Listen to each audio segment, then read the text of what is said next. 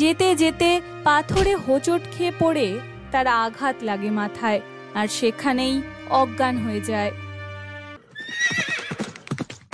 হে ওপরওয়ালা, আমি কি আমার সন্তানকে কখনো আর দেখতে পাবো না?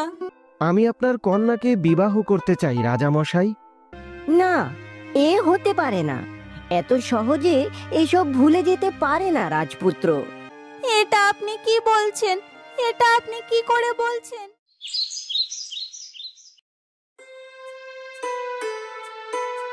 আমাকে এক্ষুনি যেতে হবে, নইলে অনেক দেরি হয়ে যাবে রাজকন্যা। হ্যাঁ রাজকুমার, আপনার অপেক্ষায় আপনার মা দিন গুনছে। আপনি যা বললেন তাতে মনে হচ্ছে আপনি সেই রাজকুমার। হয়তো আপনাকে দেখার জন্যই আপনার মা এতদিন বেঁচে আছেন। তুমি চিন্তা করো না রাজকন্যা, আমি অবশ্যই ফিরে আসব। এমন সময় ঘরের ভেতর প্রবেশ করে রাজামশাই। সমস্ত কথা শুনে রাজামশাই বলেন, এটা ঠিক না। তুমি বিয়ের দিন এভাবে রাজকন্যাকে ছেড়ে চলে যাবে? তুমি বিয়ে করে সসম্মানে রাজকন্যাকে নিয়ে যাও। তা হয় না রাজামশাই, আমি আগে আমার বাবা আর মায়ের উপর হওয়া অন্যায়ের প্রতিশোধ নেব। মাকে কারাগার থেকে মুক্ত করতে হবে আমাকে, তারপর মায়ের আশীর্বাদ নিয়েই আমি রাজকন্যাকে বিয়ে করে আমার রাজ্যে সসম্মানে নিয়ে যাব। কিন্তু কোনো কিন্তু নয় বাবা, ওকে যেতে দাও। রাজামশাইয়ের অনিচ্ছা থাকা সত্ত্বেও রাজামশাই অনুমতি দিলেন। রাজপুত্র আর যুথি বেরিয়ে পড়ল তাদের উদ্দেশ্য সফল করতে। এদিকে রাজকন্যা ঘরের ভেতরে মন খারাপ করে কান্নাকাটি করছে।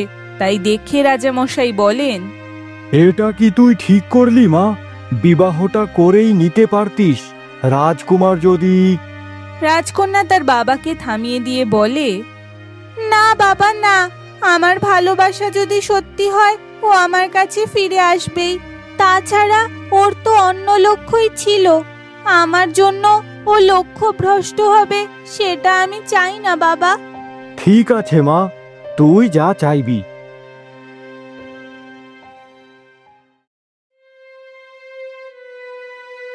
শোনো রাজপুত্র, তুমি যে রাজপুত্র এ কথা কেবল আমি জানি, কিন্তু এখনই সেটা সবাইকে জানালে বড় বিপদ হবে। আমাদের ছলে বলে কৌশলে ওই দুষ্ট রাজাকে সিংহাসন থেকে সরাতে হবে। ওনার অত্যাচারে গোটা রাজ্য তটস্থ।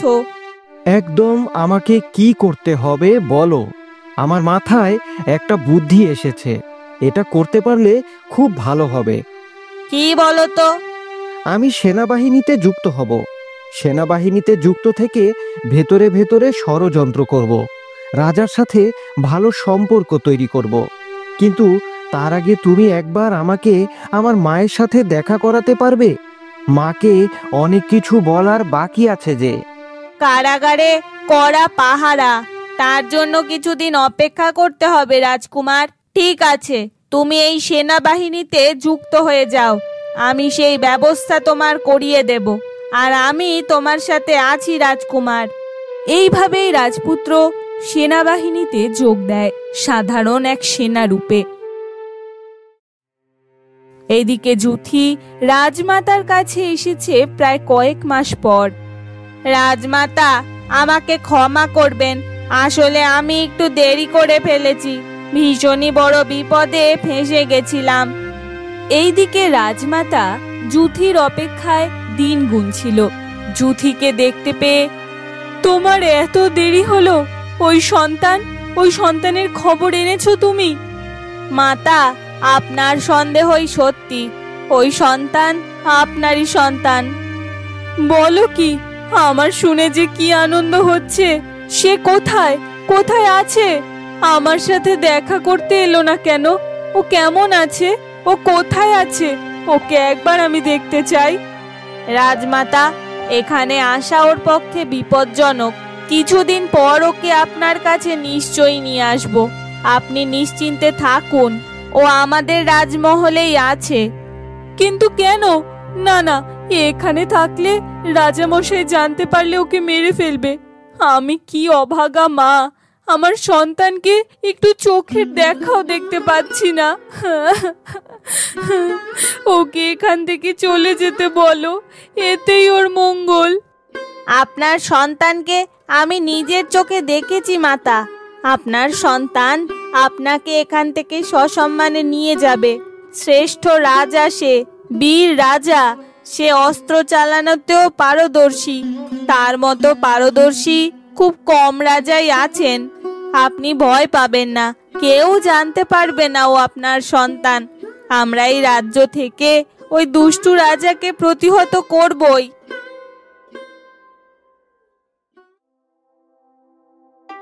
শুনেছি একজন নাকি শ্রেষ্ঠ সৈন্য এসে আমাদের সেনাবাহিনীতে যোগ দিয়েছে। হ্যাঁ রাজামশাই, প্রচন্ড ক্ষমতাশালী বীর। সে অস্ত্র চালনায় ভীষণ পারদর্শী।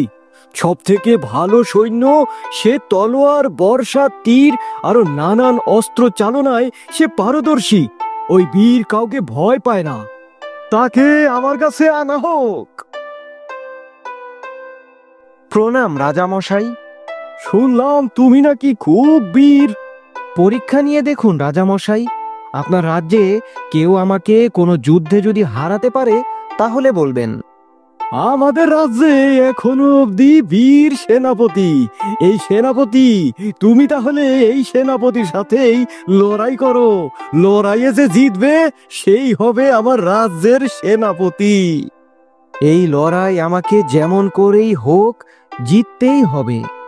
একে হারানো তো আমার বাঁ হাতের কাজ। শুরু হয় রাজপুত্র আর সেনাপতির যুদ্ধ। সে ভীষণ মারাত্মক যুদ্ধ। সেই যুদ্ধে কেউ একবার হারে, কেউ একবার জেতে, কিন্তু কে হারবে কে জিতবে স্পষ্ট কিছুই বোঝা যাচ্ছে না।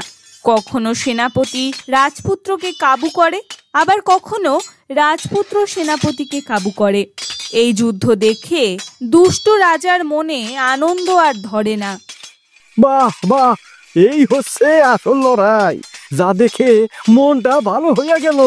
এইরকম লড়াই দেখা সৌভাগ্য কতজনের হয়। বাহ বাহ, কে জিতে দেখা যাক। কে জিতে, কে হবে আমার রাজ্যের সেনাপতি প্রধান। দুজনের মধ্যে অনেকক্ষণ থেকেই লড়াইটা হচ্ছে। হঠাৎই সেনাপতি দুর্বল হয়ে পড়ে আর আমাদের রাজপুত্র তাকে হারিয়ে দেয়। বাহ বাহ, খুব ভালো খুব ভালো। কিন্তু হেরে গেলে যে তার মৃত্যুদণ্ড। আজ থেকে তুমি হবে আবার নতুন প্রধান সেনাপতি। আর তোমাকে আদেশ দিলাম, তুমি এক্ষুনি ওকে মেরে ফেলো। এই কথা শুনে সেনাপতি পুরো অবাক হয়ে যায়।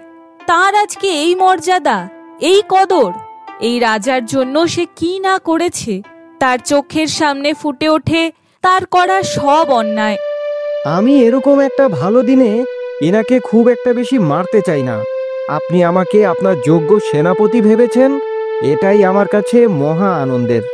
এনাকে আমি কোনো মতেই আজকের দিনে হত্যা করে আমার এই বিশেষ দিনটাকে উদযাপন করতে পারবো না। পুরনো সেনাপতিরে কারাগারে বন্দি করো। আমার সাথে এটাই হওয়া উচিত। আমি অনেক অন্যায় করেছি, আমার সাথে এটাই হওয়া উচিত।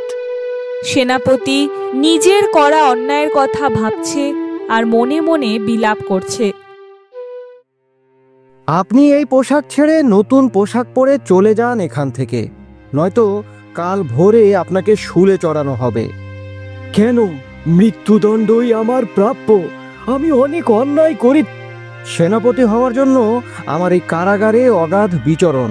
আমি আজকে আমার মায়ের সাথে দেখা করব। আপনি হয়তো জানেন না আপনি কত বড় ভুল করেছেন।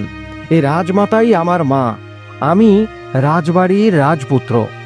এই কথা শুনে সেনাপতি কান্নাকাটি করা শুরু করে দেয়। কাঁদতে কাঁদতে রাজপুত্রর পা ধরে ফেলে সে। আমাকে ক্ষমা করে দিন রাজপুত্র, ক্ষমা করে দিন। আমার এই অন্যায়ের দণ্ড হিসাবে আমার মৃত্যুই হওয়া উচিত। আমাকে আপনি মেরে ফেলুন রাজপুত্র, আপনি আমাকে মেরে ফেলুন। কিন্তু আমি বাধ্য ছিলাম, হুকুম মানা আমার কর্তব্য। আমরা বংশ পরম্পরায় তাই করে এসেছি রাজপুত্র। কিন্তু আপনি যদি মনে করেন আমাকে মৃত্যুদণ্ড দিতে পারেন, কোনো অসুবিধা নেই, আমি তা মাথা পেতে নেব রাজপুত্র। একদম না, আপনি আপনার করা ভুল বুঝতে পেরেছেন, ভুলের প্রায়শ্চিত্ত তো করতেই চাচ্ছেন। আপনার মৃত্যুদণ্ড নেব না, তবে আপনাকে আমাকে সাহায্য করতে হবে। তার জন্য আপনাকে বেঁচে থাকতে হবে। চলুন, আপনি চলুন আমার সাথে। আপনার জায়গায় আমি অন্য কিছু একটা করে আপনাকে মৃত্যু ঘোষণা করে দেব। আপনি যা বলবেন আমি তাই করব রাজপুত্র। আজ থেকে আপনি আমার নতুন রাজা। এই রাজ্যের জন্য আমি আমার প্রাণটুকুও দিয়ে দেব। এতদিন আমি যার জন্য এত কিছু করলাম, সে এক মুহূর্তের জন্য আমার কথা ভাবলো না। ভীষণই বেঈমান সে। আপনি এখান থেকে চলে যান, আমি একবার আমার মায়ের সাথে দেখা করে আসি। মাতা, মাতা! রাজপুত্রের কণ্ঠ শুনে রাজমাতা এগিয়ে আসে। রাজমাতা রাজপুত্রকে ধরতে চায়, কিন্তু কারাগারের মধ্যে রাজপুত্র প্রবেশ করতে পারে না। কি অভাগা আমি, তোমাকে একবার স্পর্শও করতে পারছি না। আপনি কোনো চিন্তা করবেন না মাতা, আস্তে আস্তে সব হবে, শুধু নিজের খেয়াল রাখবেন। তুমি এতদিন কোথায় ছিলে? রাজপুত্র রাজমাতাকে সব কথা খুলে বলে। এবার এখানে প্রহরীরা চলে আসবে, আমি যাই মাতা। রাজপুত্র চলে আসে রাজমহলে। এবার থেকে সে রাজার প্রধান সেনাপতি। রাজার সঙ্গে সঙ্গেই সে থাকে। আমরা আবারও রাজ্য জয় করতে যাব, সেখানে আমাদের জিততেই হবে। রাজমন্ত্রী, সেনাপতিরে বলো সেনা প্রস্তুত করতে। শুনলে সেনাপতি, শুনলে, তাড়াতাড়ি সেনা দল প্রস্তুত করো, রাজ্য জয়ে বের হব। এইদিকে আবারও রাজ্য জয় করতে হবে শুনে রাজপুত্রের মন খারাপ হয়ে যায়, কারণ যুদ্ধ মারামারি শুধু ক্ষতিই বাড়ায়। পরিবারের সদস্যরা মারা যায়, এর থেকে কিছুই লাভ হয় না। তাই সে রাতের অন্ধকারে দেখা করে সেই বিতাড়িত সেনাপতির সাথে। আমাকে কি করতে হবে রাজামশাই? কিছুই না, শুধুমাত্র ওই রাজাকে সতর্ক করে দাও, সবাইকে ওই জায়গা ছেড়ে চলে যেতে বলো, তাহলে আমরা খুব সহজেই ওই জায়গাটা দখল করতে পারবো। আস্তে আস্তে আমি রাজার মন জয় করতে চাই, তারপর আমি আমার আসল অস্ত্র চালাবো। কিছু সংখ্যক সৈন্যকে থাকতে বলো, যার সাথে আমরা যুদ্ধ করব, তবে সাবধান, ওনাদের বলে দিও সাবধানতা অবলম্বন করতে। আর এই চিঠিটা পাঠিয়ে দিও। কি, পারবে তো? আমাকে পারতেই হবে রাজামশাই, আমাকে পারতেই হবে। এক সপ্তাহের মধ্যে সৈন্য নিয়ে রওনা দেয় রাজপুত্র। আগে থেকে সমস্ত কিছু জানায়, সেই রাজাও বেশ সতর্কতা অবলম্বন করেছিল কথা মতো। এই যুদ্ধে আমাদের রাজপুত্র খুব গুরুতর আঘাতপ্রাপ্ত হয়েছিল। বাহ বাহ, খুব ভালো, খুব ভালো। এইভাবে যদি একটার পর একটা রাজ্য জয় করতে থাকি, তাইলে আমার রাজ্যের বিস্তার অনেক বাইরে যাইব। ও কিন্তু সেনাপতির শরীর খুব খারাপ। তাতে আমার কি, একটা যাবে আরো 10টা আসবে, কোনো অসুবিধা নাই। ওদিকে রানীমা রাজপুত্রের এই অবস্থা দেখে জুথিকে ডেকে পাঠায়। হ্যাঁ রানীমা, বলুন। এ কি শুনছি জুথি, আমার সন্তান কেমন আছে? আপনার সন্তান ভালো আছে, চিন্তা নেই। আমার কন্যাকে তার কাছে রেখে এসেছি, আমার কন্যাই সবসময় তার দেখভাল করছে। তুমি আমার কাছে কি কিছু লুকিয়ে যাচ্ছ জুথি? না রানীমা, না, আমি কিছুই লুকাচ্ছি না, সত্যি কথা। আপনার সন্তান আগের থেকে ভালো আছে। তবে কি তবে? অনেকটা আঘাত পেয়েছে তো, এখনো অবধি তার জ্ঞান ফেরেনি। তবে রাজবৈদ্য আর আমার মেয়ে সারাদিন ওনার সেবা করছেন। আপনি চিন্তা করবেন না রাজমাতা, একদম চিন্তা করবেন না, ওর কোনো ক্ষতিই হবে না। উনি মহারাজ আর আপনার সন্তান। আমি আসি, এখন বেশিক্ষণ এখানে থাকলে আমার উপর সন্দেহ হবে। তাছাড়া আমাকে সবকিছু দেখে রাখতে হবে। রাজপুত্রের জ্ঞান ফিরলে আমাকে সব জানাতে হবে। যুথির একটা 18 বছরের কন্যা ছিল। তার নাম মায়ালতা। লতার চোখগুলো ছিল মায়ায় ভরা। শান্ত আর সরল সাদাসিধে একটা মেয়ে, রাজপরিবারেরই একজন দাসী। কিন্তু এখন তার মায়ের আদেশে রাজপুত্রের দেখাশোনার ভার একেবারে নিজের কাঁধে তুলে নিয়েছে সে। কে রে মা, রাজপুত্রের জ্ঞান ফিরেছে? হ্যাঁ, আপনি চিন্তা করবেন না, উনি আগের থেকে ভালো আছেন। আমাদের রাজপুত্রের খুব ভালো করে খেয়াল রাখতে হবে। যুথি চলে যায়। এদিকে মায়ালতা রাজপুত্রের খুব যত্ন করে, তার খেয়াল রাখে। এইভাবে কয়েকদিন কেটে যায়। একদিন রাজপুত্র চোখ খুলে তাকায় আর তাকিয়ে দেখে তার সামনে এক খুব সুন্দর রমণী, যার চোখ দুটো মায়ায় ভরা। তার সেই টানা টানা কাজল চোখে রাজপুত্র নিজেকে হারিয়ে ফেলে। কে? আমি কোথায়? রাজপুত্র, আমি মায়ালতা। যুথি আমার মা। আমার মায়ের আদেশেই আমি এখানে আছি। আমার সেবা করার জন্য আপনাকে অনেক ধন্যবাদ। এটা আমার কর্তব্য। আমার মা আমাকে সব বলেছে রাজপুত্র। আমি একটু বেরোচ্ছি, আমি আমার মাকে ডেকে আনি, আপনি বিশ্রাম নিন। রাজপুত্র মায়ালতার হাতটা ধরে ফেলে। এই সময় ঘরের ভেতর প্রবেশ করে যুথি। আশা করি তুমি আমার ব্যাপারে সবই জানো। তোমার সেবায় নিজের প্রাণ আবার ফিরে পেয়েছি। আমি অজ্ঞান থাকা অবস্থায় বুঝতে পেরেছি তুমি কিভাবে রাত দিন জেগে আমার সেবা করেছ। তোমার এই কৃতজ্ঞতা আমি কখনোই ভুলব না। যুথি আড়াল থেকে দাঁড়িয়ে একটা মতলব করতে থাকে। যুথি আড়াল থেকে দাঁড়িয়ে কি ভাবছে, তার চোখ মুখের দৃষ্টি ভালো নয়। এদিকে রাজপুত্র মায়ালতার দিকে তাকিয়েই রয়েছে, আর ওইদিকে আমাদের রাজকন্যা রাজপুত্রের অপেক্ষায় দিন গুনছে। তুমি কবে আসবে রাজপুত্র? তোমার অপেক্ষায় আমি বসে আছি, তুমি আবার কবে আসবে?